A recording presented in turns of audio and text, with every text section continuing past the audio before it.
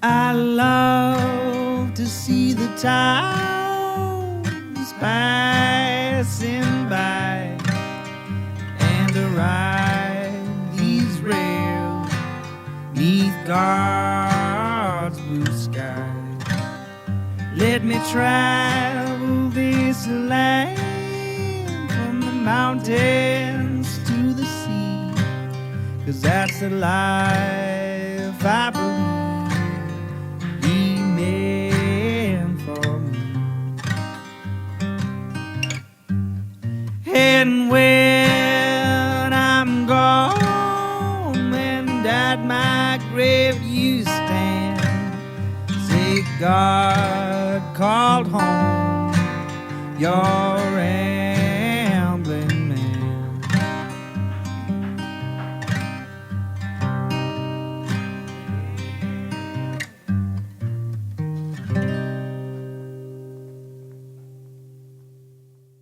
Welcome to Ramblin' Man Podcast, episode number 84. This one's with Hannah Manocchio of Snakes Acey, and we talk about art and printmaking and screen printing. Hannah's a blast. She puts me in my place, of course, a million times during this episode. It's a great chat, great listen. If you'd like to know more about Hannah, you can find her company. It's at snakesandacys.com. Be sure to give Snakes Acey a follow on all the social media and buy their t-shirts and all their products. And thanks to Hannah for being on the episode and giving me a hard time. It's always a lot of fun.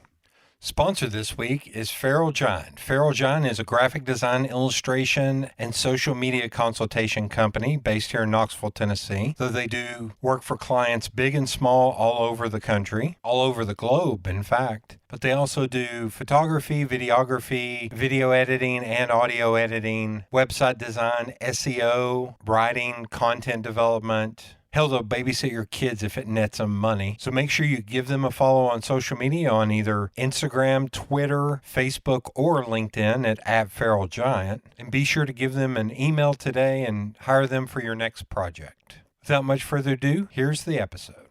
I did just get offered a job where I could get paid in egg rolls, which I am probably going to take. Oh my God. Like, honestly, tell me something better, you know? Yeah. At this point, that's all I'm using my money for anyway. It's food, yeah. You are Cleveland through and through, born and raised. Correct. Yeah, so you were born and raised, and is your entire family from there, or did they move there at a certain point? Majority of my family is here, and then my grandparents and their parents came over from Italy. Oh, Jesus. Okay. We were the ones that started Cleveland's Italian American Club. Now, is that an Italian American club or is that an Italian American club? Everyone needs a front business for something. I thought you were going to say everyone needs a friend, if you know what I mean. Everyone still thinks my business is a front business. It's okay. And God love him. I don't think he listens to this, but just in case he does, dude, you're awesome. But there is a sports bar on the main street of downtown Knoxville that is massive. And it's 2 levels. It's upstairs a sports bar, downstairs a hookah lounge. No one is ever in these places. We have a lot of. Yeah. It's like, are you running guns? Drugs? We are the main area downtown is called Market Square, to where it's just a market, open with buildings down the sides. I think 2/3 of one entire side is owned by one couple. And they built their business by selling drugs. I think they both went to prison and are out, and he wrote a book on what it was like him being in prison. Well, then he's clearly not that good of a criminal because he's a snitch. Yeah. Oh yeah, the amount when you actually look at it, the amount of drugs he sold, he should have been in prison for his entire life, and I think he was in there for 3 or 4 years. All rats must die. Yeah. Or he got a very good lawyer with, I don't know. Mm-mm. But they're funny. Like it's wild that it's just happening. It's just right there. Oh, it's so obvious too. And you're like, why is no one else realizing this? So, the one place, the sports bar, it's funny because they allow smoking inside. I think they're the only place downtown that allowed smoking inside. Oh, yeah. Oh, there was a law enacted, this is like 15, 16 years ago, that it was like you can allow smoking inside, but you have to check IDs and everyone has to be 21 or over. There was, oh, go ahead. Sorry. I thought it was illegal everywhere like 15 years ago. Hi, no mask mandate. Welcome to Tennessee. Oh, yeah. There was, say that again. Sorry. I forgot where you were. Yeah. There was a restaurant that I called it Grandma's Kitchen because it was a meat and two veg kind of place. And it was always, utilities workers, but it was smoking. And when they enacted that, and families would come in there and eat, like it was the 60s or 70s. And when they enacted that law, they were like, fuck you. Just no. Yeah, we're going to still allow smoking. And they had to check IDs at a breakfast. No kid, not kidding. At a breakfast and lunch place because they wanted to continue to allow smoking. And they went out of business like a couple years later. Of course they did. Yeah. I think they got caught for not checking IDs. Oh my God. But when we go, my buddy and I, when it's really hot in the summer or really cold in the winter, we'll go there and smoke cigars in the non-COVID times because no one's in there. God love them. That makes a lot of sense. And anytime we bring somebody else, they'll be like, this is a drug front, right? This is something. I was like, I don't know. Shut up. This is our smoking spot. Shut up. Our like dive bar that's owned by a buddy's family, they just have a basement that only our friends and people that we know go into. It just has like a mini golf course, and then just that everyone can just smoke inside. Everyone does whatever they want. There's a bathroom down there, and it literally looks like a secret cave. That's amazing.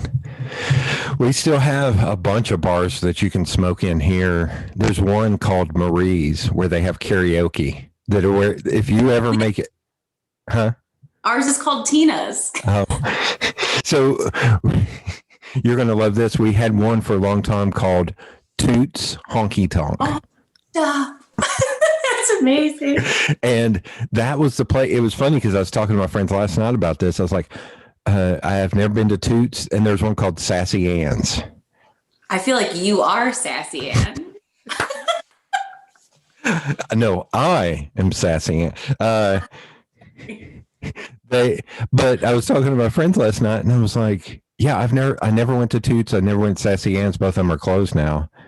And they're like, why? You're from here. I was like, because Toots, when I was growing up, you would get shot if you went in there. Like, it was a rough bar.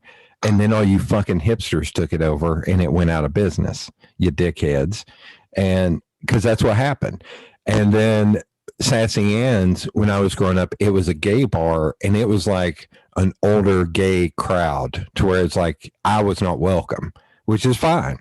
But you would? Oh. I know. Well, now I would be. I don't think back when I was younger, being a lumber snack was in fashion. Bear?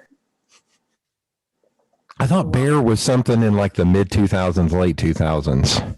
It's been around. Okay. Well, I never felt comfortable because I never felt comfortable going. Yeah. And so I never went. And then it got taken over by like drunk college kids. Oh, it's the worst. And shit. So I was like, no, why would I? No, I didn't go in there. No. I was like, I've been to places that you all have never been that were actually cool Knoxville locations, but you should reopen a Sassy Ann's. Yeah. There was one, and you'll be surprised that it was not a gay bar because of the name. It was called Backroom Barbecue. And it was great barbecue, and it was, the floors would actually bend when you walked on them. I feel like it should be like Betty's Back Door or something. Before it was Backroom Barbecue, it was called Lucille's. I love old people names. So, yeah, but if you ever make it down here, I got to take you to Marie's because you would shit a kidney. Like, Marie still works in there, and she's like 80. Yes. And she's like this little old lady with curly hair, perm hair, and wearing her, I don't even know, JC Penney's best. The twin sweater set? Yes. And she looks angry at everybody. But she gives free popcorn and tall boys. Yes. Yeah. But she'll look mean, and then she'll come over and she'll start wiping down the table, and she'll go, "Honey, y'all need anything?" It's like, no ma'am, we're good. It's like, all right. Like, she's the best. I need a mirror. Well, we laughed because during the COVID times, one of the guys was like, "You know what never shut down? Marie's." I was like, no, it did not. No, hardly anything in Little Italy shut down. They were just like, go away. We don't have police, so no one's checking in. Oh my God. And did you kind of grow up in that same area your entire life, or? So I had family down there forever. I had my grandfather's cousin ran it for 10, 15 years. And then once almost everyone passed away, I moved down and lived there for 10 years. And then I just recently moved out. But yeah, if you say my last name down there, someone always knows everyone. There's no getting out of it. And then you have to play the game of like, okay, but which one do you know? And then you know which side of the family I'm from. Is there a good side of the family and a bad side of the family? Yeah. Oh, yeah.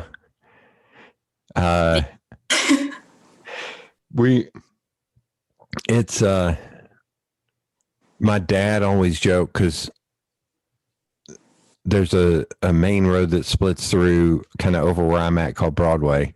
And on one side, it's, decent houses, blue collar working people. And then on the other side, still blue collar people, but a little more rough around the edges. And there's a train track that goes through on that side. And my dad loves to joke because he's from this side. And he's like, yeah, I got your mom from the other side of the tracks.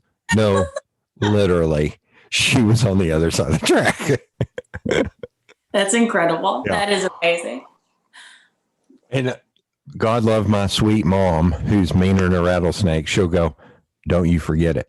I was like, "Yes, ma'am. Yes, ma'am. Yes, ma'am. Yes, ma'am. Please don't cut me." That is amazing. Yeah. Oh, yeah. She, did I ever tell you the story about her, the cancer story? About her having, okay. She had breast cancer, and strap in, because here, this is going to be about 10 minutes, because it's the best. It shows how awesome my mom and dad are. Like, so they go to the doctor and they sit through everything, and it's my mom and dad. And my dad's 6'4", big old truck driver dude. And at the end, now here's a problematic phrase in 2021. As they're walking out, the doctor turns to my dad, shakes his hand, and says, "We're going to take care of your girl for you." And Dad just shook his hand harder, pulled him in, and said, "You're goddamn right you are."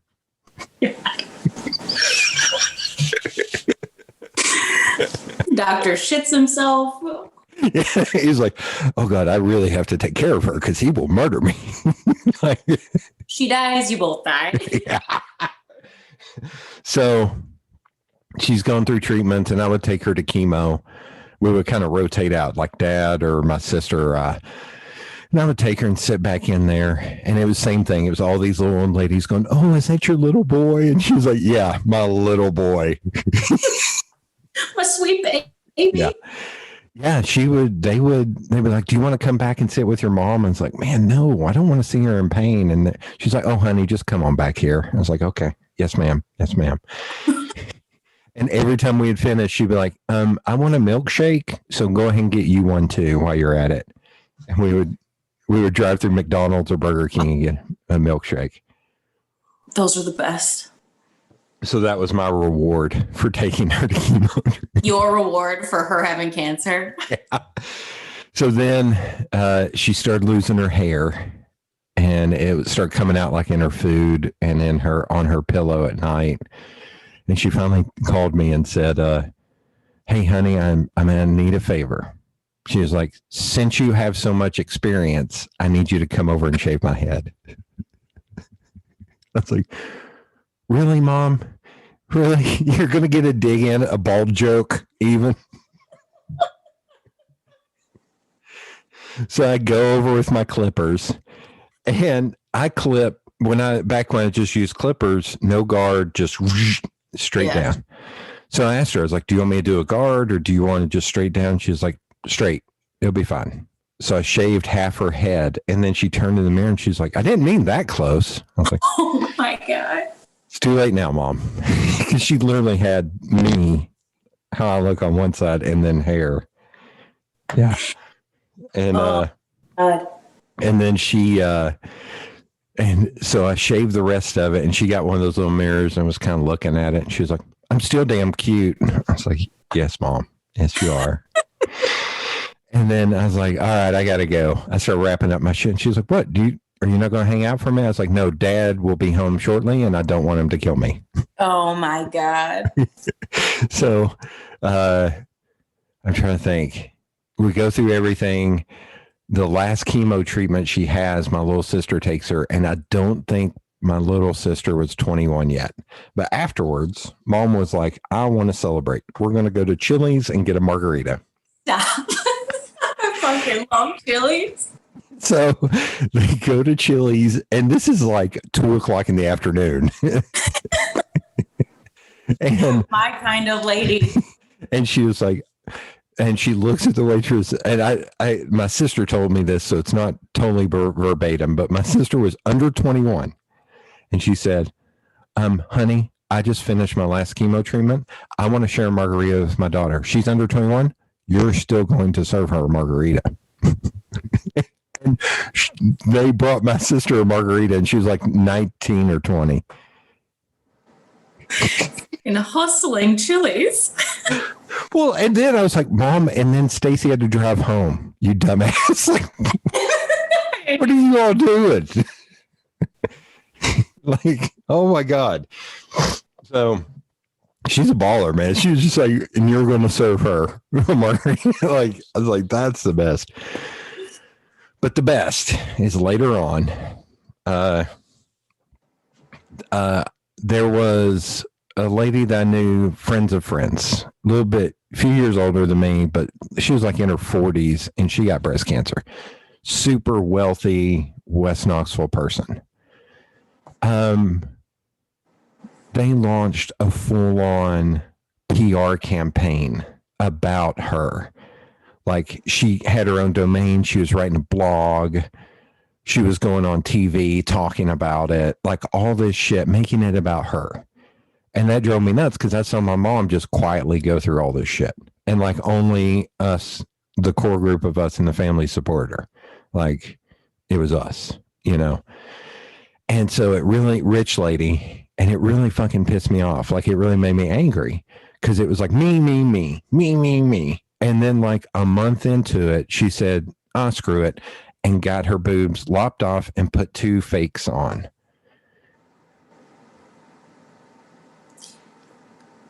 I have 7 great aunts. Yeah. 3 of which have gone through breast cancer. My one that I am closest to, who literally wears a bandana like Tupac Shakur every day of her life, only got 1 titty removed. And when they asked her what she wanted to do, she goes, leave it. Now she uses it as if it was a tote bag. So everywhere she goes, the no titty side of her bra has her cell phone, usually some sort of bag, a water bottle, her keys. Oh, God. And she's I'm not going to waste the space. So she never has to really bring a purse anywhere because she's already got a bag. It's like an SNL skit. Oh, honey, you want some Skittles? Hold on. Let me see if I got some Skittles in here. Her money is always damp and her phone always has some sort of like film on it. Oh. So rich lady. So this was like a month later and I was sitting with Mom and I was like, Mom, I need you to tell me if I'm an asshole. And I like never cuss in front of my parents, but I broke that rule for that. I was like, Mom, I need you to tell me if I'm an asshole. And she's like, all right, honey, I'll do it. It's like, I know you will. So I said, there's this person, and I ran through everything I just said. And I was like, and it really hurts me because you went through all this and it was just, us. And it wasn't, you weren't trying to get people to feel sorry for you or draw attention to yourself.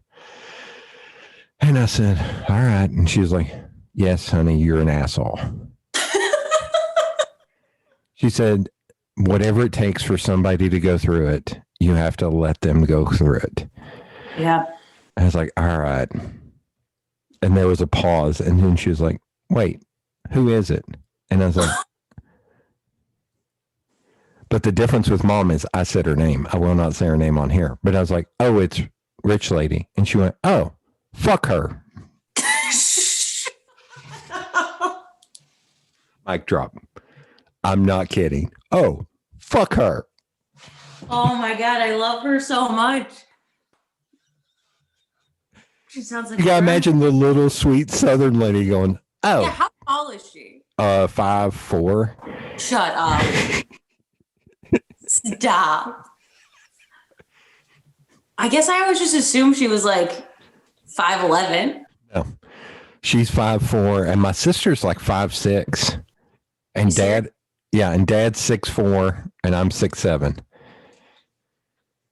Oh, that's another one. Dad, growing up, he would always look at me and go, boy, you'll never be bigger than me. Boy, you'll never be bigger than me. Boy, you may be bigger than me, but I can still whip your ass. Yeah, always. I was like, thanks, Dad. Grandma. She'll stick her size 7 up so far up your ass, you'll feel it in your throat.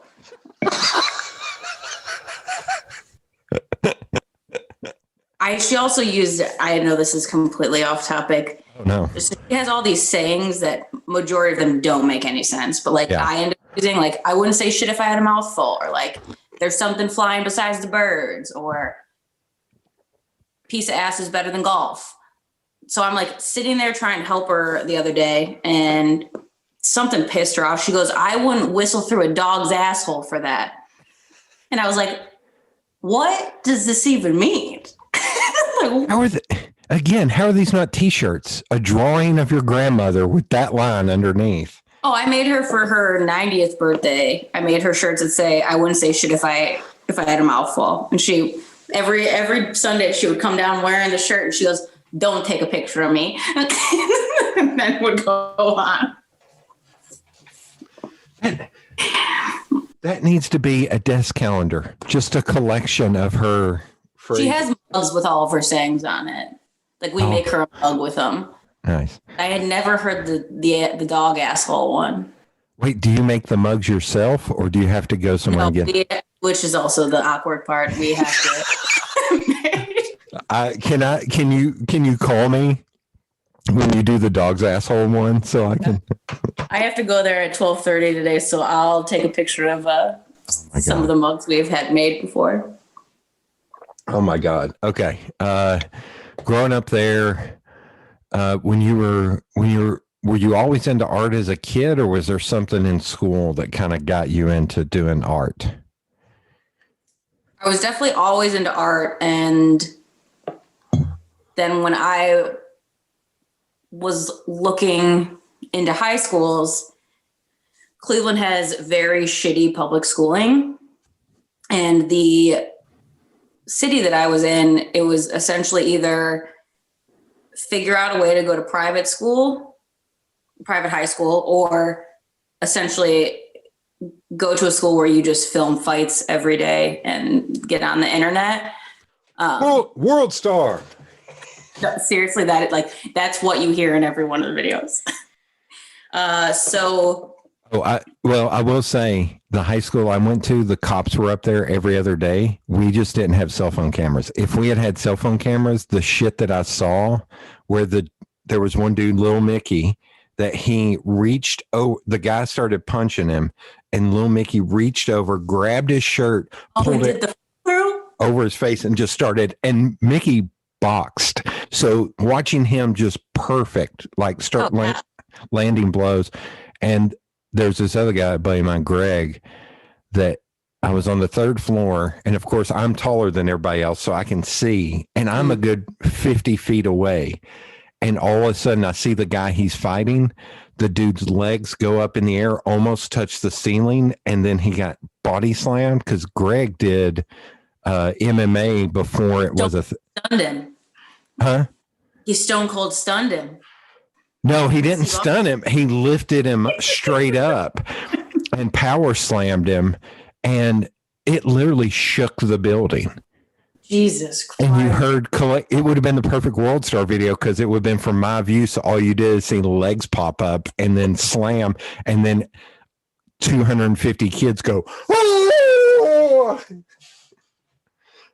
Yeah, last year they actually had the entire police force at this school, and because a bunch of the kids had started just punching the cops.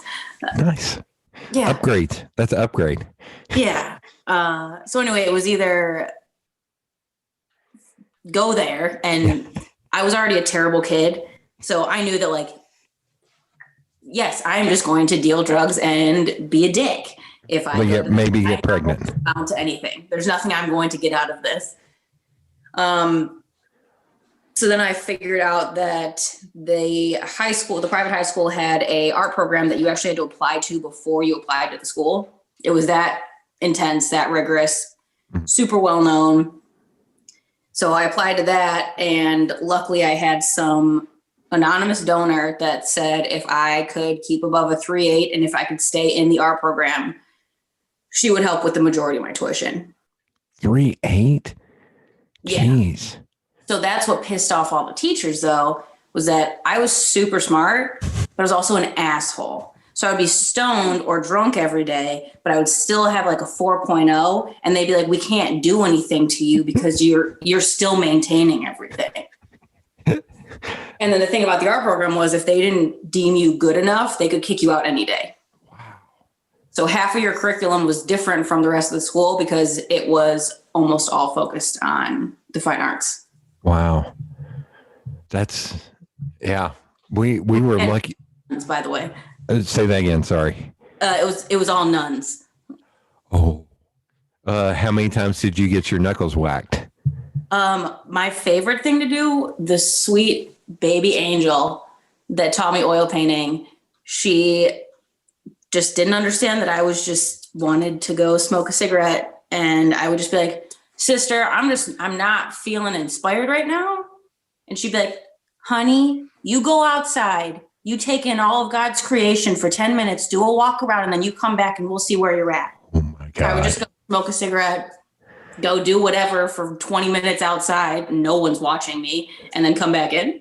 Oh my God. I'd be like, I feel really inspired now. I feel really inspired now. Feel inspired. So I went to the same high school as my dad. They used to allow the kids to smoke at that high school, but you had to go down onto the loading dock.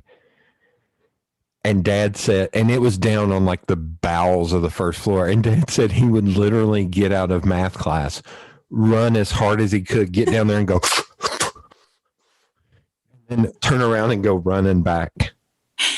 Wow. That's incredible. Oh, even better was up on the fourth floor in the boys' bathroom, there was a hole in the wall. God knows why that hole was in the wall. Glory be. The hole in the wall was there when my dad went there in 1960. He graduated in 1968. And all the boys would just wad up their paper towels and throw them in the hole. because it was also far away, they would also sneak up there to smoke. And there were times where boys would smoke and the teacher would be coming and they'd flick it in the hole with a mountain of paper towels underneath it. So when I go up there, I graduated in 96. The hole was still there. And you could start to see the paper towels had made it up to the fourth floor at that point. It's fucking insane. They never patched up the hole. That's insane. Yeah. Yeah. The third floor girls' bathroom smelled like weed the entire 4 years I was up there. I almost got in trouble. Girls' school, you can't even imagine the smells.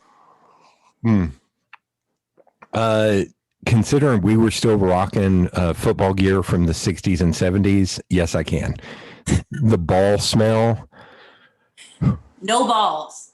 Yeah. No balls at an all-girls school. No, but 60s, 70s, 80s, and 90s, and 96 to 100 degrees and 100% humidity football practice.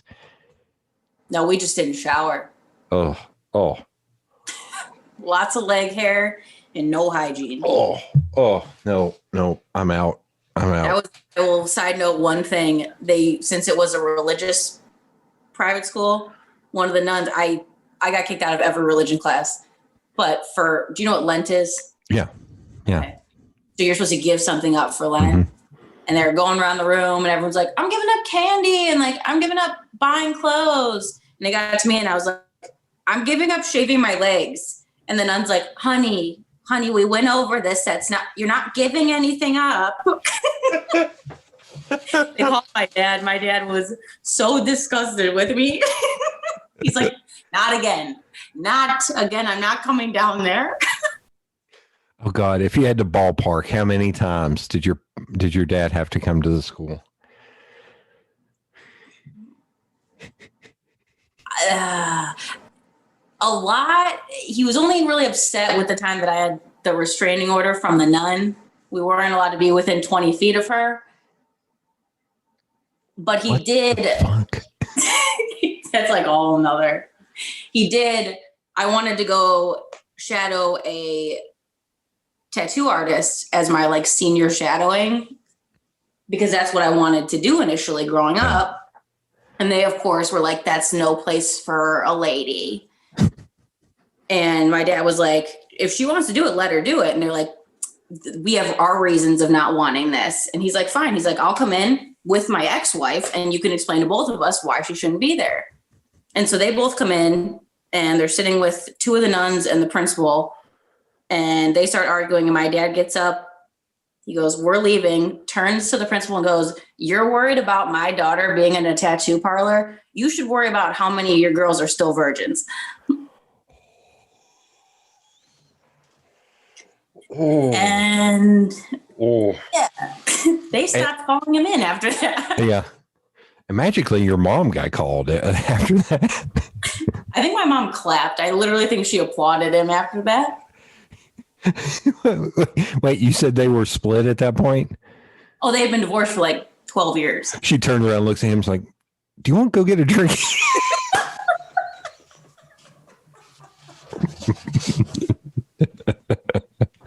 I'll meet you at the old house. Yeah, I'll meet you at the old house. Honey, you stay here. You're staying here. Sorry. I never got suspended, though. Wow. Which was surprising. So in your art program, because it was so stiff, like it was so rigid and trying to even get in there, was the level of talent like crazy? And how many kids were in that program? So the school was about 500 kids. Oh, wow. You started off with probably 12 girls freshman year in your program, in your grade, and you ended up with probably 6 to 8 at the end. Wow. And everybody heard a lot, but like it talent wise, you had to be like up there. Yeah. And did you have to learn a bunch of different disciplines like charcoal and, you know? Oh, the amount of still lives you had to do in every different medium. Well, it was absolutely insane. My first print class was in there, and I actually got censored because I did a woodcut of Jim Morrison and then like collage some of his lyrics in the background, and They didn't like that. No. I can imagine. So they actually did different disciplines, even in media, even outside of just painting and drawing. So they did like printing, and what were some of the other things? They didn't do silk screen, but we did relief printing, because that you can obviously do without a real press. Yeah, and we had artists come in and help us teach us like different techniques for oil painting. We had photography, ceramics, everything. So you went through anything you could possibly want. Holy shit. Wow. So my school was a vocational school. So like it had a print shop, but also had like upholstery, woodworking, electrical. So, and it was more, I think it was my junior year, they created a class that merged photography and graphic arts. And that's when I started getting into photography through that. But it was always, if whatever channel you were in, like video production, audio production, and radio, that's what you were in. Like it was almost to the point of like your senior year, you may have had one other class and the rest of your time was either in that program or you were out work studying somewhere. That's what we were doing. So you actually had professional artists come in and give. That's awesome. Did you all take tours of like museums or anything while you were up there? Yeah. What are the names? We have the Cleveland Institute of Art, or the Cleveland Museum of Art is one of, I think it's the top 2 in the nation right now.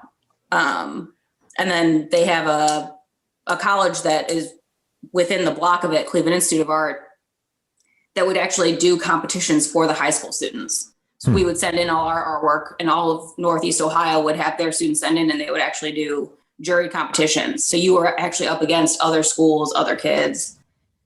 So it was crazy. I mean, you had hundreds of kids around Ohio sending in their artwork.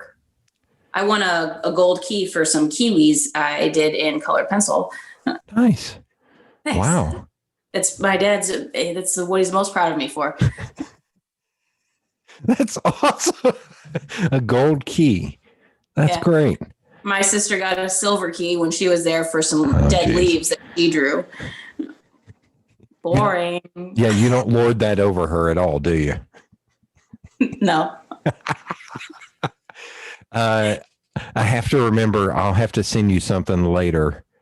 I have an idea for you up there. Something we did down here with AIGA that I think you'll like. All right. But we'll keep trucking on so you can get out of here. After that, and after you learned everything, what did you do after high school? And were you working in high school? Like, were you working at McDonald's or something? I had a job. Age 15, I had to get a job because my mom's rule was, unless you're working, you don't live here. Wow. So, yeah. I was working, and then I had to do a bunch of work study stuff for school to stay in with my scholarships. But then I wanted to go to a straight art school, and my dad said no. He said, I want you to have a liberal arts education where you're with other kids. I don't want you with a bunch of art kids because you are not an art kid. Which, yeah, thank you. I ended up going to a super small liberal arts school outside of Chicago that had like 3,000 kids. I actually wanted to go for oil painting. Found out my first week that the art building was deemed a fire hazard and you were not allowed to oil paint because of all of the mediums that you use were too flammable.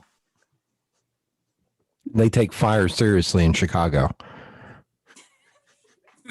There's an inside joke that 99% of people will not get. I mean, our river in Cleveland caught on fire multiple times. The Cuyahoga River, yeah. I watched Major League the other night. I was looking for something to fall asleep. Hey, Newman, I listened to that song every single time I drove home from Chicago when I crossed over the bridge. I'm glad I'm not the only one that has a coming home song. I listened to Steve Earle's Copperhead Road because there is a line in it where, because it's about, because a big thing about Knoxville was it was one of the biggest moonshine running cities. There's actually a movie starring Robert Mitchum called Thunder Road about Knoxville. And, but Steve Earle's Copperhead Road, he says, going down to Knoxville with the weekly load. And it was because I would end up in these cities and, you know, getting in a cab to ride to the airport. And they were like, where are you heading? I was like, well, I'm going back to Knoxville. And in my head, I always just autofill with the weekly load. Like it just, so that was my thing, is anytime I would get on the road to drive home or get on a plane, I would have to listen to that song. So I'm glad I'm not the only one. Yeah. Every single, and I would like make sure I had it like ready to go when I was about to cross the bridge. Yeah. That movie holds up and is also problematic as fuck in 2021. Yeah. Yeah. We have it in every physical way possible. Like I have the VHS like within reach. My dad's got a copy. My dad has a DVD. Like we have everything. Yeah. So I even tried to find Major League 2 somewhere. I was like, Major League 2 is not that bad. It's not trash though. But it's PG-13. That's the problem with it. Yeah. And when you watch that original film, they say the word fuck a lot. Oh yeah. And then we were like allowed to watch that as kids because that was like, it was the city's movie. Oh my God. My parents would let me watch anything as long as it didn't have nudity. So there's other mom stories involving that where someone would come on with boobs and she'd make me turn my head. And I'm not kidding, but we're going to keep trugging along. So you go to Chicago. Yeah. And was that, I can't do what I want. Yeah, but was that like a shock, like going there? Because Chicago, I know Cleveland's a big city, but Chicago's fucking nuts, man. Well, I was like 20 minutes west of the city. Okay. It's like, I actually had a really bad culture shock when I went there because I would liken it to Pleasantville. It was this like very sheltered suburb where everything looked old, but very well kept. Mm-hmm. Everyone was white, well off. It was weird as shit. Yeah. And I remember calling my dad. I was like, I do not belong here at all. And he's like, they gave you the most money. You got to go. Check's cleared. You got to go. Yeah. And then I got out of a lot of the courses because I brought in my portfolio from high school and I was like, I already did all this. Like I already did all the intro level stuff, whatever. And they're like, just wait until the first semester's over to pick what you want as your main media. So I ended up taking a printmaking course and I was obsessed. And I walked in, I think, first week of classes with the printmaking course. And I said, I want to do this. So ended up getting a degree in printmaking and art history. And I've been obsessed ever since. And did they have a bunch of different kinds of printmaking back then, or did they? No. So no. What did they mainly have there? We did intaglio, relief printing, and then we actually built, while we were there, a silkscreen studio. Wow. Okay. Which helped me later in life for sure. But yeah, they got rid of their photography studio, and an adjunct professor that I'm still really close to came in. He was like, we have this short term that was in January. It was just a month term. It was a speed class. Yeah. And like, I need help building this. And so about like 12 of us took this course and essentially built a screen printing studio. Wow. So that, man, I want to go back to, do you ever go back there to talk? Is that professor still there? So I actually, when I opened the shop 5 years ago, I had like just a bunch of family and friends come for like the grand opening. This dude brought his whole family to open and walked through that door without me knowing. And I just started bawling. Oh my God. Like, I'll still go back. There was 2 professors I was close to. I still talk to them probably on a monthly basis. And then whenever I'm back out there, I go and see them. I stop at my one dude's print shop. He's my one professor. He's doing incredible work. And then I always end up going back to the school and hanging out with the professor that got me started with all of it. I'm trying to think. Chicago to Cleveland. That's still like 8 hours, isn't It's like it? 6 hours. Okay. And since it's not like directly in the city, it's not that bad because you can kind of loop around. But yeah, I mean, I was lucky enough that they were also in their mid 30s, early 30s. So there was a 10-year gap. So it's like you're essentially just getting taught by friends of yours. Yeah. Yeah. You're not getting taught by 60-year-olds. Mm-hmm. I mean, my other professors were all in their 60s and 70s, but like the printmaking guys, since it's relatively like it's cooler now. Yeah. We're younger dudes. Yeah, those dudes were probably like in the punk scene in the 80s doing that shit. Whereas the 60s and 70s are like, let me tell you about Morrison, man. Yeah. I mean, one of my graphic design professor had Helvetica just tattooed on his arm. Fuck. I still wait, do you have tattoos? Have we talked about this? Oh God, you're smiling. Are they goofy or no? Okay. It's like, oh yeah, that one I got when I was 13. Yeah, it's kind of embarrassing. No. Okay. No, I have 2 big pieces. My dad doesn't know about one of them. God, is he going to listen to this? We'll just cut that out. Oh shit. Okay, hold on. Let me write. No, I'm just kidding. It doesn't matter. He's got to know by now. Okay. I just haven't worn shorts around him for 4.5 years. So when I was 18, I would draw on like little scraps of paper ideas for tattoos. And I went down and told my mom and dad, I was like, I'm going to go get this tattoo. And it was there were 2 different ones. You'll respect one. The other one you probably won't. But one of them I was going to get right here on my forearm. And it was the cross from Tupac's All Eyes on Me on the inside. Are you making fun of me? Like that was what I was going to get, or right here. You're so hard, dude. I know. You're and so then here's the up here on my arm. I was going to get, there's a Tool song where they repeat the phrase "dead inside," and I was going to get "dead inside" in like Gothic letters, real big. No. Yes. So I tell my parents that I want to get those 2 tattoos. And mom and dad look at me and they're like, that's totally fine. That's totally fine. If you want to get those tattoos, you're 18 now. Here's the deal. The minute you get those tattoos, you have to drive to your grandparents' house and show your grandmother. And I looked and I was standing in the doorway in the living room. Like, never mind. And I went back up to my room. Oh, my grandma's idea. Yeah. My grandmother was 5 foot tall, maybe 95 pounds. And she was the sweetest lady ever. I was like, I never want to disappoint her and I never want to see her angry, because she was born in the teens and had TB, had tuberculosis, and had to be quarantined for, I think, a month when she was a kid. And she survived. I was like, my grandmother's so tough, she beat tuberculosis. It's like a million times. My grandma, she was born in 1923. Whenever I used to complain, she goes, "Oh, I'm sorry. Did you live through the Great Depression?" And I'm like, "No." She's like, "Okay, shut up." Yeah. Oh, that's my grandfather.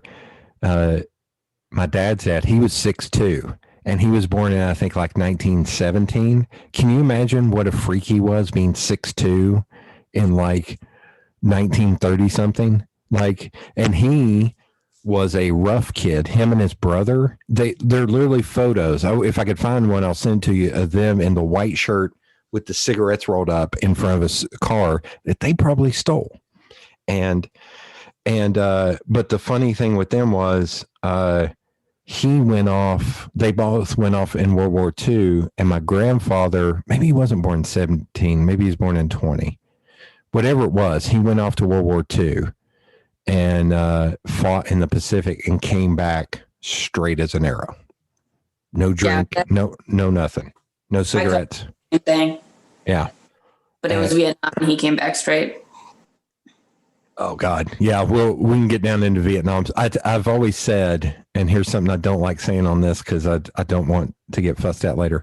I'm going to eventually record one of these with my cousin, and it's going to be nothing but telling our family stories that will never get released, or it will get released 30 years after I die. Yeah, I would like to do that. My dad started a story the other day with, remember that time I told you I had the shotgun down my pant leg? Oh my God. And KG's sitting there and he doesn't really know that much. Like he like loosely knows, but he just like turns and I was like, ha, so silly. Oh my God. Oh, so I've been playing poker with my dad and uncle since I was 8. And around the age of 10 or 11, they started telling stories. And every one would end with my dad taking a puff off his cigarette and go, "Don't tell your mama." And I'm not kidding. That's got to be the name of the tapes. Yeah. Don't tell your mama. You have to. Oh, there's stories that I want to do with my cousin, because there's stories he doesn't know about, like our grandfather almost hitting a building, a house so hard with his fist that he almost knocked all the windows out in it. Dad and his 2 brothers, my uncles, he said you could see the windows on the 2nd floor shake to the point that they thought they were going to fall out. Like that's my grandfather was a tough motherfucker. Like Jesus. And I talked to Mom recently and I was like, he always seemed angry. I was scared shitless of him as a kid. And she was like, he was the sweetest man. I was like, but he looked angry all the time. Oh, I was terrified of my grandfather. Terrified. Okay. So you're in Chicago, you're going through all that program. The only reason I'm staying on track is because I know you got to get out of here. So I'll make sure we cover. My grandma probably thinks I'm not working. When I'm at home, I'm never working. Oh, I got that with my parents. Yeah. They'll call me and they're like, "What are you doing?" It's like, I'm working. What are we, can you come over in like 5 minutes I was like, no, That's why I had to put my phone on silent, because I knew she would call me and be like, "Are you sick? Why are you home still?" Oh yeah, that's right. She can see you. Oh, geez. She can literally see me. Oh my God. So back on track. Chicago. So I go through the printmaking program, the art history program. We come along to my senior thesis. I'm also poor as shit my whole life. Whatever. I decide I want to change my entire thesis project from what my original plan was to, I'm going to redo the entire major arcana of tarot in giant woodcuts. So I go to my one professor and I go to essentially the person that runs the art department. And I'm like, "Hey, this is what I want to do." They're like, "There's no fucking way you're going to finish 23 of these in 8 months. There are 6 color reductions. It takes you 40 hours at least to get the wood actually carved out and start printing. You're an idiot." And they're like, "Do 6. And I was like, "Okay." Later that day I put in a Kickstarter, which I had no idea what I was doing, because I needed, the printmaking is so expensive. It's paper, like a piece of paper costs $14. It's absurd. Mm-hmm. The canisters of ink are $20 to $30 some a piece. And then imagine the brayers, the roller, all this shit. So I'm like, I don't have any money. Start a Kickstarter for all the supplies for this thesis, or else I'm not graduating. Mm-hmm. Within a week, I almost doubled the Kickstarter. And I was like, well, fuck, I can't just do 6. So for 8 months straight, I worked day and night and actually finished the 23. Wow. So I got a bunch of newspaper articles from the local newspaper written up about me, random. You saw them the other day when we were looking up stuff about just how much work it was. Yeah. Because everyone was like, "No one told you to do this." And I was like, I'm not going to half-ass anything. I'm not, what's the Ron Swanson? I'm never half-ass anything, whole ass everything. Yeah. But I think that my original love was woodcuts, and that's what I miss the most. But no one wants to buy a piece of paper for $120, $150.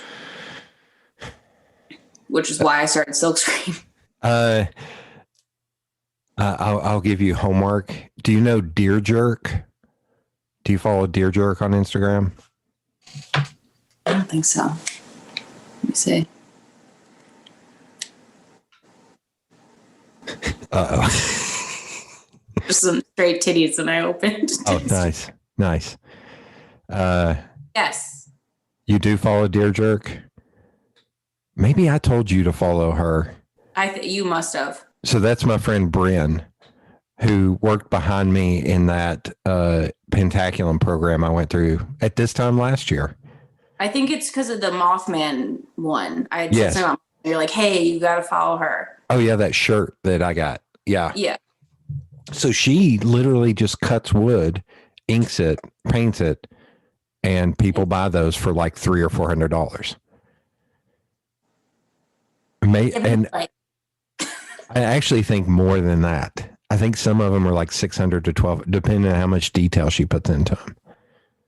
I mean, that was the thing. I should have been selling those because the prints are 16 by 22 tarot cards, 6 color reduction. So if you mess up your first layer, you mess up every layer after that. So I'm going to stick this in the middle so I don't forget. So I had this wild hair idea, and you can feel free to say no. Wild hair? Wild hair, like wild bunny. I don't know wild. That's a wild hair. Why are you? Fuck off. Hey, right here. Here, the only Italian I know from fucking Joey on Friends, Vaffanopoli. I don't know what that means. That's not. Is it not anything? Don't ruin this for me, woman. Vaffanopoli. Anyway. That needs to be my ringtone anytime I text you is me going, Vaffanopoli. Yeah. That's so good. Whenever we get past the COVID times, to do like me coming up there for a week and us just working on something for a full week and something comes out of it. And then when I finally get my shop built in the basement, come down and work for a week and just get something done. And I think for me now, my goal would be for you to push you to do woodcuts. I miss it. Yeah. So you do those woodcuts, you get a lot of press. So what do you do once you get out of school? I graduated with 2 degrees, and within 5 days, I was stocking toilet paper. Of course, that's how it works. Yeah. So while you were doing that, were you still like, because you helped build that program, were you doing, did you build your own stuff at home to do it? No. So I found Zygo Press, which is a nonprofit print studio out here, and I started teaching with a lot of schools, and then I was bartending, I was working at a restaurant, I was working 4 jobs and teaching in school, like a lot of not so great schools with horrible politics associated with them, and it was just killing me. And I would just get in my car every day and cry, and I'm like, why? This isn't working. So someone came up to me. They're like, hey, the bar you're working at is closing. I was like, cool. I don't have any money. And then I went into Zygo the one day, and I was telling one of my mentors, I was like, the bar is closing. I don't really know what I'm going to do. She's like, this is what you've been waiting for. She goes, all you've been asking for is time. She goes, this is your time. She goes, start whatever you want. And I had been like printing like small little runs of like shirts and dumb shit, but nothing serious. And she was like, if this is what you want to do, she goes, this is your only time to do it. And so that was kind of when I went into full speed and was like, I'm going to start the business. I'm going to start screen printing for real, which is a weird thing because on a technical, so you have silk screen printing, and serigraphy, which are all the same thing. Okay. technically.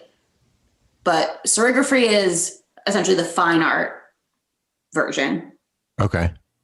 Silkscreen is like that in between weird bridge of the consumerism portion and the fine art portion.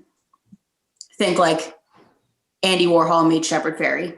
Mm-hmm. Mm-hmm. And then screen print is that almost like commercial. I'm selling out to print on whatever the fuck I can. So the way all those are done, are they all done kind of the same way? It's still, everything's pushing ink through a screen or mesh. Yeah. Like none of it is a press. Like, okay. So, okay. Is it a difference in quality of paper or quality of screen? No. I mean, it's whatever you're printing on. So essentially, serigraphy is what they were using as the fine art term, or serigraphic design. Okay. Yeah. Serigraphy is I'm going to mess this up. Seri is Latin for like a silk or a material. Mm-hmm. And then graphos is Greek for writing or scribbling. Okay. So it's essentially just putting impressions on a material. Okay. So in the olden days, in like 900s, in Japan, they were actually just weaving hair, using that as the screen and pushing ink through with brushes onto to fabric. Wow. You can go, it's anything that's using a stencil is like silkscreen. So serigraphy and silk screening can be done on like a t-shirt, or they're only like fine pieces of paper. No, it can be done on anything. I've screen printed on people before. Right. No, but you're talking about like the actual material. Well, I'm thinking like 3 channels. So there's, screen printing, silk screening, and serigraphy. And I'm probably saying that wrong. But they're all the same thing. It's just how arrogant you want to sound while you're talking about it. Or like how I put it, each one comes with an additional 0 at the end of the number that it sells 100%. For. Yeah. Okay. 100%. So, okay. Dropped a lot. Huh? I know I just dropped, like, the history-wise, I dropped a lot. No. But it's all the use of stencils and restricting or allowing ink to go through an open mesh. So do you think in that field there are people who there are snobs and people who look down on other people? 100%. And I think I've been disappointed by art more than I've been loved by it. So can I give you one? Do you know Charles S. Anderson? He's out of, I think, Minneapolis. He's this graphic designer. If you looked up his work, CSA Images, the best. Everything is like retro future kind of looking. He was huge in like the 90s and early 2000s. The French paper books, Oh, I love French.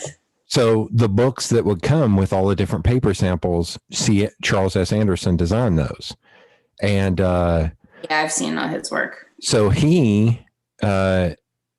I read an article with him, and he was talking about whenever he has new people come and work for him, the first thing he did was they would all get in the car and go to a grocery store or to Walmart. Or Walmart wasn't as big back then, especially up there. Walmart was still kind of Southern based, but like Walmart.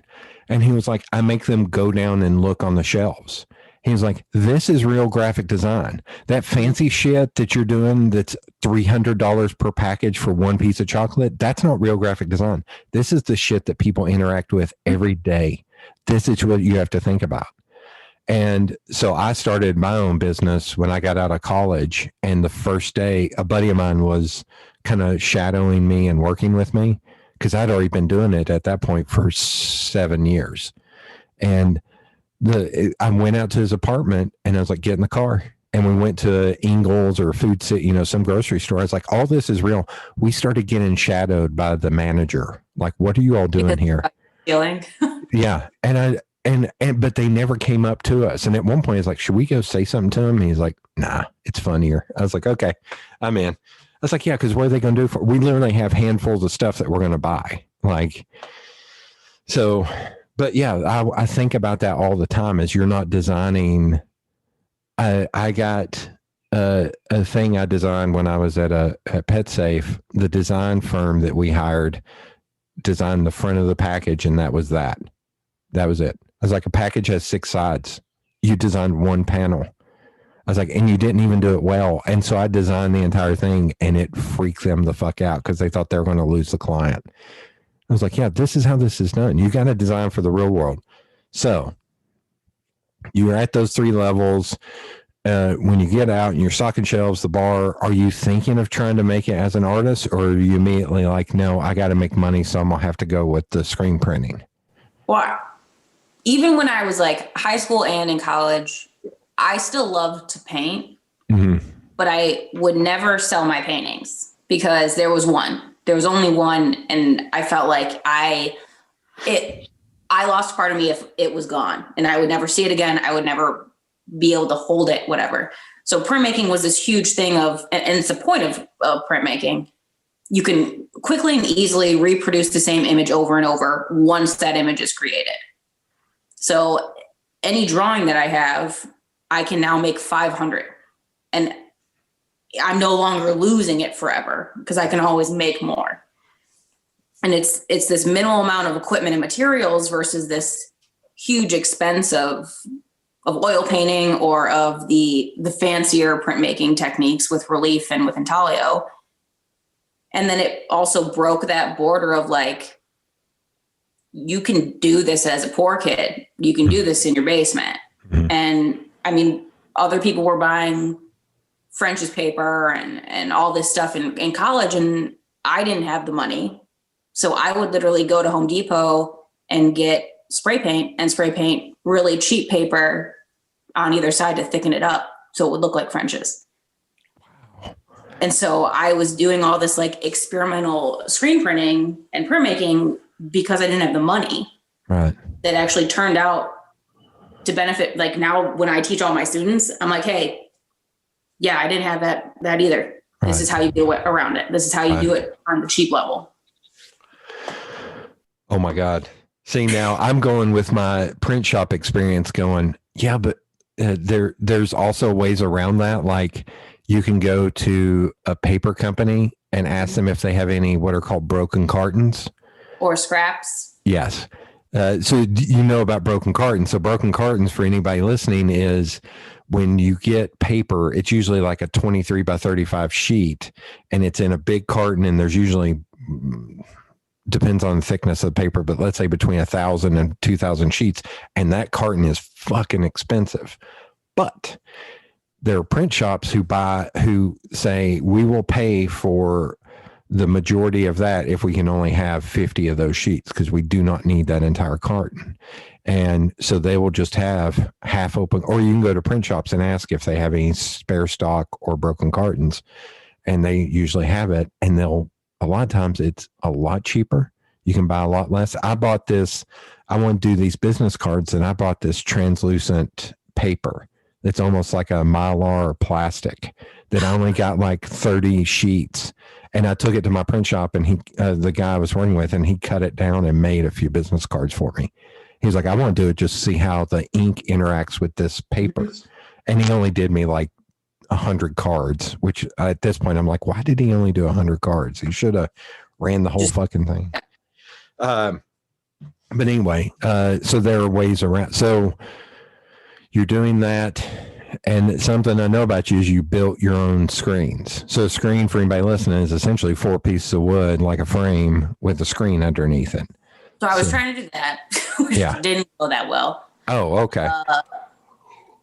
But I also was forever super ragey kid and very angry at everything.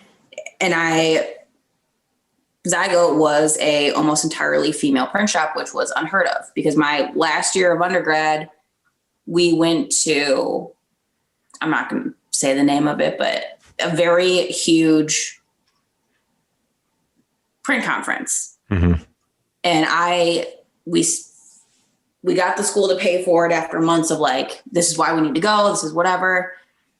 And all the girls in the print program were majority there's 2 guys and I think 6 girls. Mm-hmm. And we're like, we got to go. And I'm so pumped. I'm reading the list of like artists that are going to be there. It's in Milwaukee, like all this stuff. We get there and I'm looking around and there's no women. And I'm like, cool. Why? Mm-hmm. Every panel is men. Every demo is men. So when I found Zygote, when I got out, I'm like, this is incredible. Like, I've never seen women printing other than the students I was with. And then it got me to go into the history of screen printing, because I kind of was like, I don't want to just sell out for the easy way, you know, because it's cheaper, because it's easier. But then I'm like, this is how they did everything. Like the propaganda ads, that's why they're all only a couple colors, because they're all screen printed. Mm-hmm. And it was cheaper to only use 3 colors versus 6. And it was quicker. And you didn't have to set up a press for like a letterpress or something. Right. Exactly. And then you had all the movie posters, the old movie posters. And then if you think about it, all the military, the shirts, and actually the tanks, a lot of them were printed with screen printing. Oh. Okay. And then for some reason I would have thought like stencils and spray paint, but God knows how long spray paint's been around. It's probably not been around that long. And I didn't realize how industrial it was until I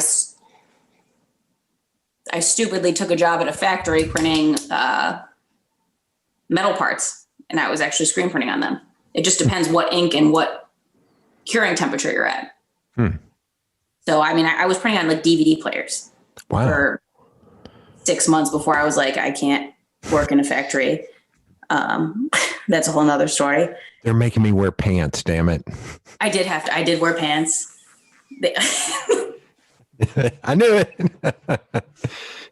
It was more so the middle-aged men who couldn't understand that I knew more than them, because I didn't actually have a screen printing department. They just found me. How many times did you get called little lady? Oh, enough to quit.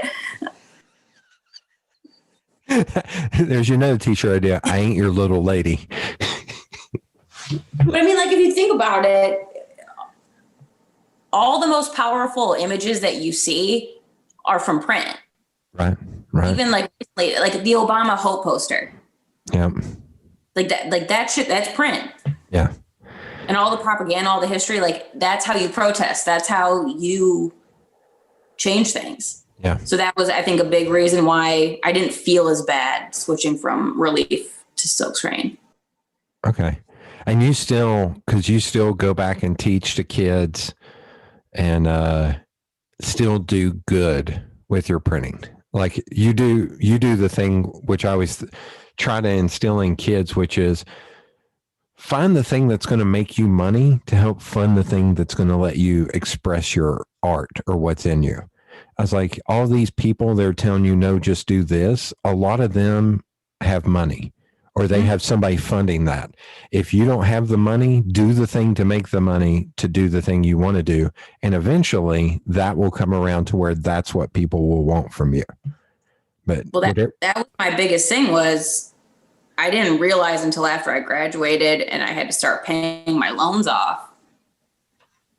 The high school I was at was great. I mean, I called my dad the first week of college. I was like, why is everyone else so stupid? Because I was so well prepared in my education, but they also did not give you the option of not going to college. So even if you didn't plan on going, you had to apply to at least 5 schools. Are you talking about your parents or your high school? High school. Wow. So I didn't realize this until I actually, like recently I was reading statistics on a lot of the schools. That school has a 100% graduation rate and a 100% college placement rate. Jeez. That's why they do it. Yeah. They don't tell you that there's such thing as a non-college path, which is a huge reason why I tell the kids that I teach now who don't have the option of going to school majority of the time, you don't have to go to school for this. Yeah. I didn't need college for any of this. Yeah. I learned more in the year after just being at a print shop with a bunch of older people that have been doing it for 20 years than I did in 4 years. Yeah. Okay. So you get out of there. At what point do start on your own? When you left the factory, did you start working back as a waitress or a bartender or The something? factory was literally after I opened. Oh, shit. Okay.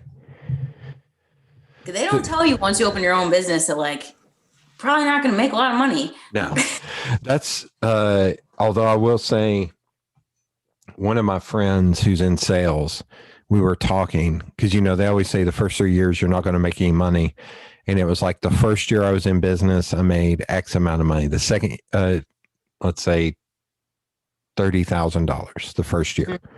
The second year I made like $33,000. And I was complaining to a friend of mine who's in sales. I was like, fuck, I'm still not making it. I'm still not making enough money. And she said, in 2 years, you've sold $63,000 worth of work. You need to be proud of that. Stop. Yes. And I was like, fuck, okay, damn it. Okay. But that's not enough because you didn't bring it home. Yeah. Well, and I'm also looking at my bills and stuff and being like, this is still not cutting it. Like, this is still, the one thing she didn't acknowledge is, oh yeah, but there was also like 8 weeks where I had to badger people to pay me.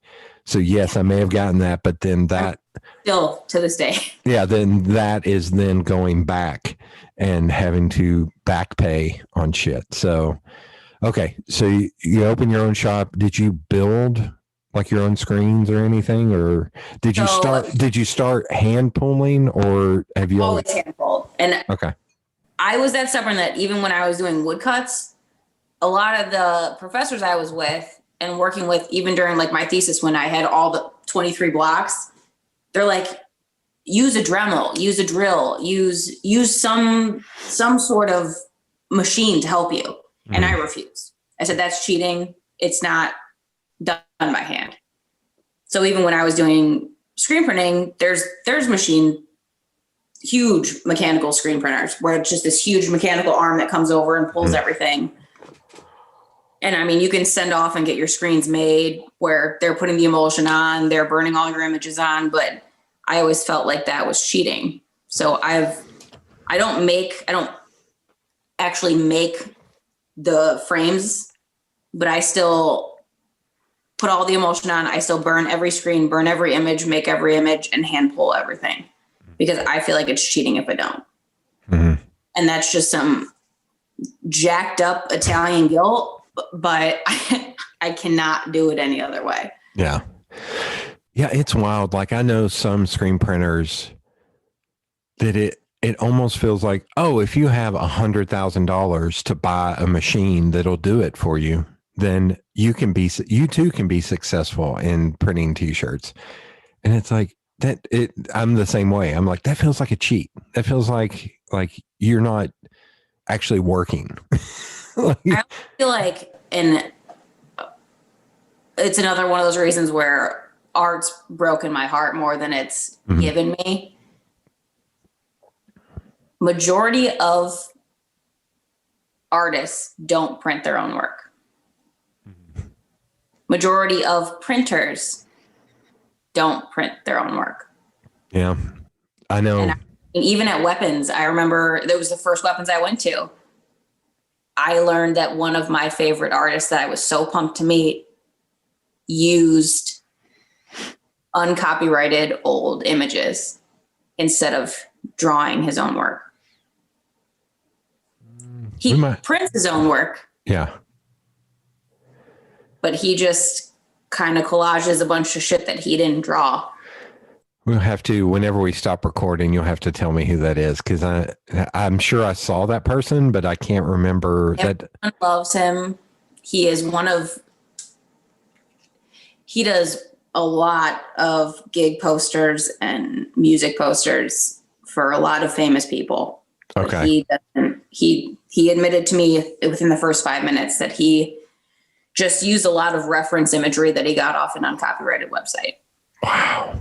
Well, that sucks. And that was another thing. You expect, and people are always like, who's your favorite screen printer? It's like, I don't have one. Because majority of the people whose artwork I appreciate, they didn't print it. So it's like, oh, who technically do I love is completely different from whose screen print do I appreciate. because I'm only going to use the audio, I'm going to show this and see. You can just tell me yes or no. No, hold on. Okay. This is always funny for the listener. I was running through my head. I was like, who could this be? But that may have been too modern. I don't know if you were at this one. Oh, I was at all of them. Oh, yeah. Oh, yeah. That broke my heart. I don't think I knew that. Huh. Yep. And he was like laughing about it. He's like, no, I don't draw all this shit. Wow. And I was like, what do you, and because that in my head was like, that's who I wanted to be, because one, you're printing your own shit and you have this insane, beautiful hand-drawn art. It's not just like this commercial bullshit. And nope, he sucks. Okay. Now, really into plants and stuff. Okay, so you're doing your own thing. Are you doing the balance of doing the commercial work and the personal work? Because that's one of those, I know the answer to it. So I mean, because my work, my line of apparel and stuff was what I wanted to do. Right. And then I was doing like bullshit bridesmaids, t-shirts and schoolwear, like sportswear. I don't know if you'll cuss me for bringing this up, but I remember the first time I met you of having the discussion of Straight Outta Cleveland and how angry. Fuck that shirt. But it sold a shit ton because it was a trend there for a minute. And that's what pissed me off the most, was the two shirts that I made the most money off of were things before they were popular that both got ripped off. Of course. That I no longer can print because I hate them so much. Oh yeah, of course. Like Straight Outta Cleveland thing, Eazy-E rolled in his grave. They all rolled. I'm surprised. Dr. Dre should just come knock on my door and punch me in the face. Easy, just literally like. Yeah. Sorry, maybe I shouldn't have brought it up, but it makes me so mad. I know, I still get asked. I got asked 2 weeks ago about it.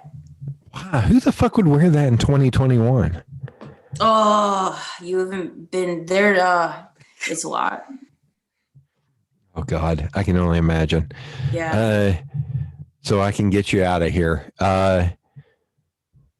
This is a bigger question, and you may cuss me for asking this. So what do you think the future holds? Do you think it will always remain hand-pulled, personal kind of pieces, or even kind of in general? Do you think the automation is going to take this over at all? Sadly, I haven't created anything in over a year. And I think that's what's upsetting to me the most. I'm going to argue with you because I've seen like the postcards and stuff where you do the hand lettering. I know that's not screen printed and mass produced, but that's just writing. That's just doodling. I haven't like made anything. People like that. Like people also like Straight Outta Cleveland, and that doesn't mean shit. God damn it. But that's also the other thing. I know when I keep like I love doing those, but I also know people buy them. Yeah. Yeah. It's sellout versus actually creating. And I think that's the hardest part. So how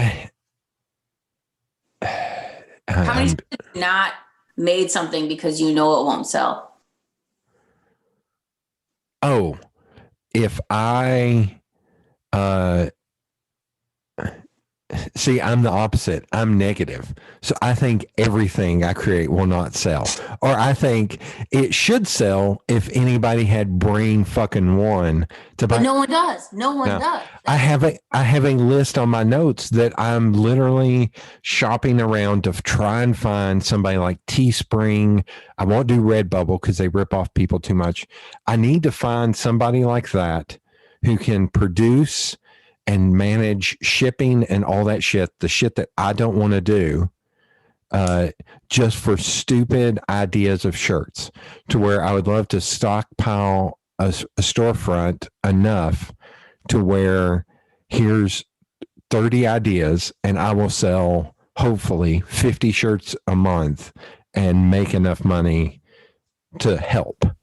But that's selling out. You're making shirts that you think people are going to buy. No. So here's the weird thing. All of them are stupid pop culture ideas that I'm like, I think this would be cool because I think it's. What do you mean though? Pop culture. It's popular. Yeah. But I think my thing is trying to make stuff look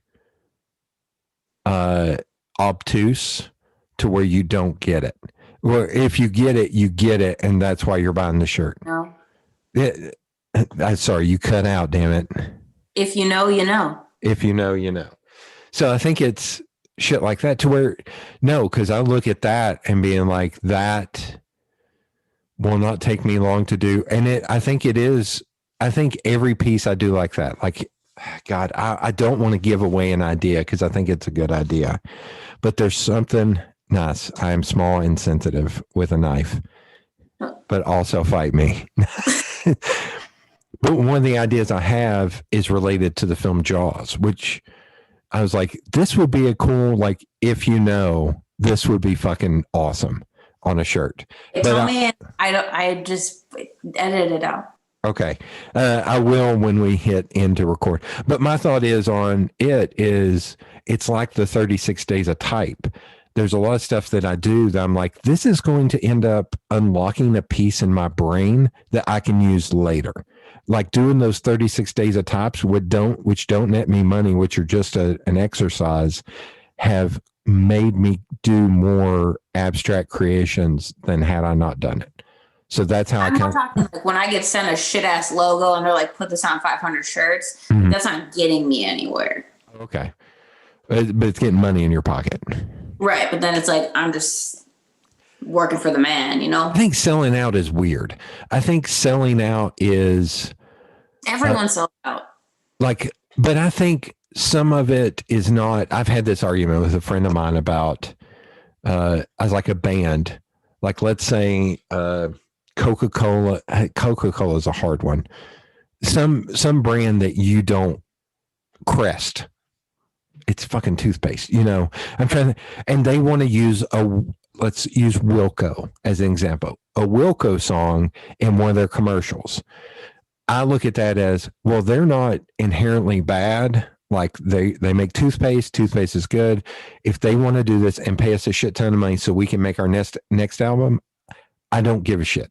I don't give a shit about that. It's when I see someone like. But that's using an already created thing. Yes. Yes. Yeah.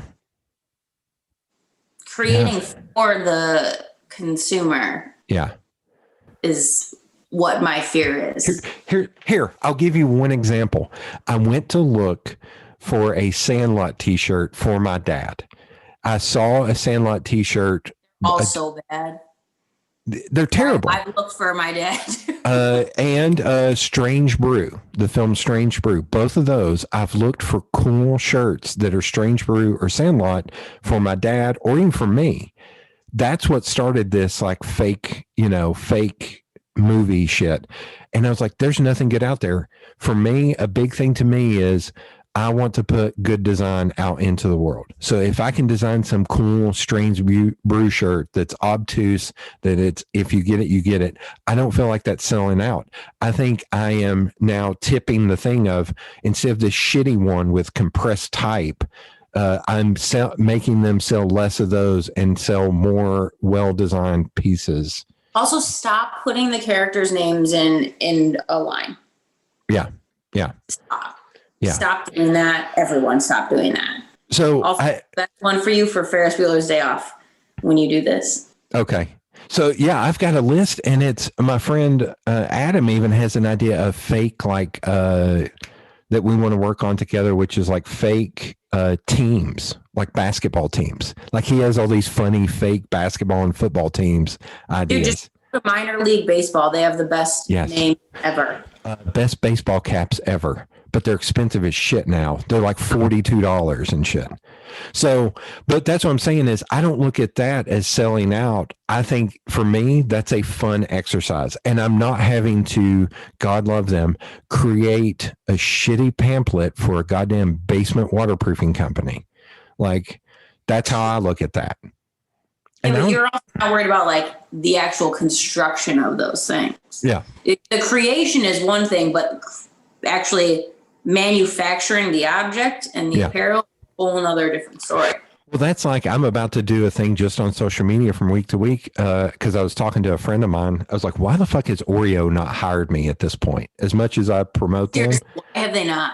So I told a friend of mine who's also a designer and artist, I was like, I should do like a weekly thing of like, here's the major companies I would love to work for because some of them actually interact.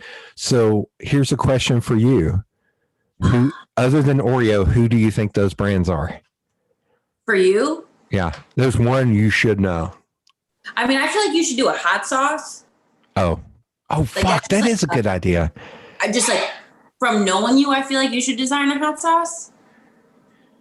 I definitely think Target should just hire you for like all the people that go in there like, oh, I just need this one item. But like, guess what else I found?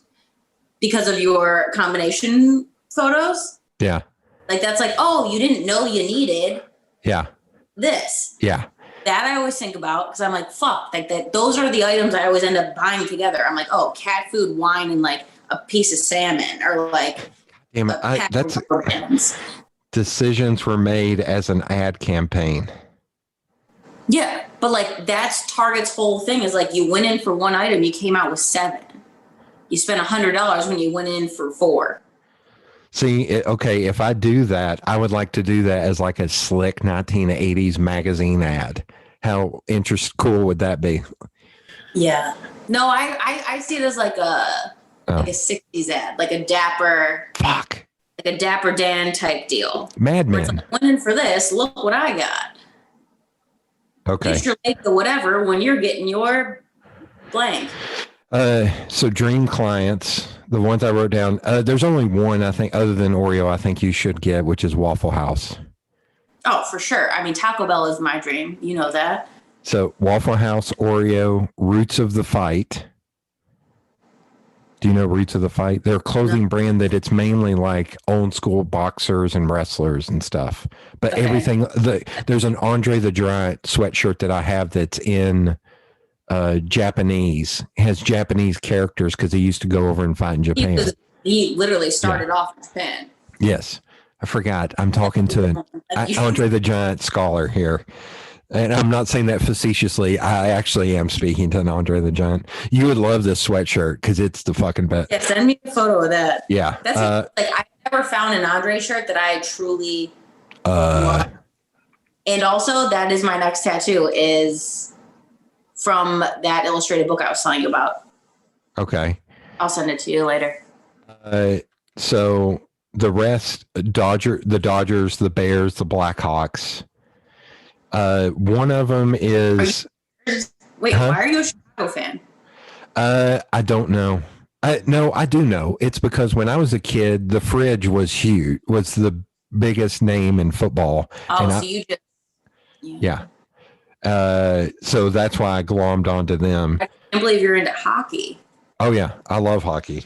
We've had hockey here in the minor, and in fact, our team has won the minor leagues a lot, and it's a big deal down here. Like it's called the Ice Bears, and like it's it's we're the Lake Erie Monsters. Nice.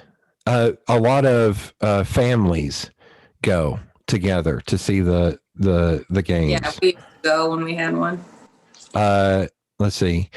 Some form of liquor, and I added hot sauce. I would say Jack Daniels, but no, that's like too. You have to sell out. That's annoying.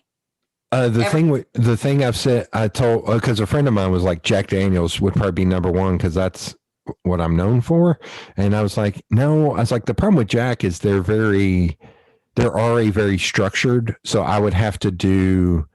Their branding is so concentrated, they can't even stray from it. Although you would like this, their they hired a local letterpress shop here called Yeehaw and did Jack Daniels letterpress posters, and I have one. I wish I had more, but they're beautiful. They're like made to be hot sauce, though. Yeah, hot sauce is a great idea that I hadn't thought of. Okay, I'm gonna What was the last one? No, I said I'm going to DM you on Instagram this photo of me and my buddy Jason, him wearing the Feral Giant Waffle House shirt and me wearing the Andre the Giant. Roots of the Fight actually commented on my photo and said, "Can we use this in our promotions?" And I said, "Yes, you can, because I love you guys." Like, it's the best. Damn. Yeah. I actually, as a gift from a douchebag once, my brother used to make wine, and as a gift, I got my own case of wine with a designed label that had my high school graffiti tag on it.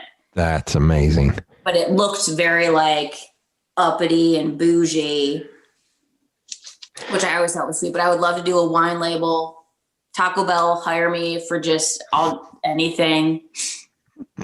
Arby's, your Mott sticks. I've eaten more. I have lied to my boyfriend more about eating mozzarella sticks than anything else. Arby's, we have the meats. I say that way more than I should. So, Jon Stewart, did you ever watch The Daily Show? Yeah, I love Jon Stewart. So like he mocks Arby's all the time. So he finally joined Twitter, and he didn't follow anybody forever. Then he started following one account, and that account, Arby's. And I was like, well, that was the KFC thing. They follow just 11 people named Herb, and then spices. Yeah, it's God damn it. And Popeyes. I would do anything for Popeyes. See, I y'all got to come down here.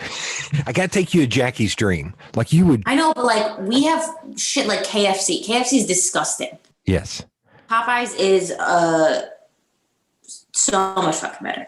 So yeah, and when it comes to Jackie's Dream, I feel like if we went early to Jackie's Dream, you would want to go back 3 times before we left because you would love it. And like how I work. Yeah. Okay. As we're leaving, there's no easy way out of this. So if there's let's say this, if there's a young woman who's wanting to get into this field, do you think it's still kind of dominated by men, or is there any words of wisdom you would give her? Like if it's a 12-year-old girl who's wanting to do this. It is 100% still dominated by men. Okay. You do not have to design better. You do not have to print faster, but just learn how to print better than everyone else. I've been hired more on the execution of my printing more than anything else because I take the time to print right, not just to print quick. Okay. Yeah, I'm literally looking at a giant, all my calluses from printing. It's disgusting. Maybe I will use the video. No, I'm just kidding. Yeah, the video will be a GIF of your hands with the calluses and then the cat ears. Yeah, it's just like, this is just gross. It's just peeling away. The dichotomy of Hannah. That's the name of your autographer. When anything is dominated by a bunch of white guys, I'm like, let me get in here and let me fuck this up. That's why I love talking to the kids at Fulton when I go back there, because it's a bunch of poor kids in a still predominantly black school. And I'm like, you can make money in art. You're going to have to work. I was like, just be prepared to work. It's like, would you rather be working at a manufacturing plant or would you rather be working for someone or working for yourself? Yeah, you can make it. I always joke because I'll be in like a button-up shirt and jeans, not dress pants, but at least nice jeans. Do you tuck them in? Yeah. No. Fuck no. I don't like any job where I have to tuck in a shirt. I think the last job I had where I had to tuck in a shirt was Taco Bell. I think there was a job I worked. Taco Bell? Yeah, for a year and a half or 2 years. Did you? Yeah. Have we not talked about this? How did you never tell me this? Oh, fuck. Yeah. I worked for Taco Bell. Also, fun fact, the canisters that you use for printmaking, same canisters they use for sour cream. Probably. Yeah. No, they are. I looked. I know. So I go and I talk to these kids, and whenever I do, I just look at them and go, look, I know what I look like. I went here too. I was like, I know where the bodies are buried up here. I was like, we used to put people through walls when I went to school here. I was like, I know y'all think y'all are tough and everything, and you have it. And that's when everybody starts looking up at me. They're like, what the fuck? That is the best part. Yeah. And they Hear them into you're like, oh shit. well, here, you'll love this. Here's how we'll go. I'll tell you a story about this kid. There's a kid sitting next to me, and he was a smaller kid, and it was two of his buddies. And I was talking, and he kept chiming in. And I said something about like Photoshop. And he looked at me, he's like, I know Photoshop. I went, oh yeah, do you? And I started pointing at him. I was like, so you know Photoshop? He's like, yeah, I know Photoshop. I was like, cool. So I would start talking. I was like, but I don't need to tell you because you already know about this. And then I'd continue talking. His two buddies were dying laughing, and he just kept sinking in that chair. And I just every time kept picking on him. And even the little girls were tittering. They were just like giggling like that. And I hit a point where I finally turned to him. I was like, dude, don't forget, I went here too. I was like, don't talk trash to me, because I can talk it just as easily back. And then at the end, I pulled him aside. I was like, look, kid, I was like, if you really want to do this, you can do this. I was like, if you really love doing this, I just like kind of laid into him. I was like, I know I gave you a bunch of crap, but that's because you run your mouth, kid. I was like, don't run your mouth, do the work. And he was like, okay. I was like, all right. I didn't tousle his hair, but I was just like, yeah. You don't know how to do that. Yeah. But I was just like, if you're going to talk shit, don't forget, I went here. I'm just That's my biggest thing. I mean, don't fuck around with people that have already been. Yeah. All right. I'm going to let you go and let you harangue your grandmother. And she opened the curtains more. Oh my God. It just closed. I can imagine her every 5 minutes. They just get a little bit more open. Like, huh? Apparently you can press stop on recording. Oh, wait. I'm going to say, thank you for doing this. Thank you so much.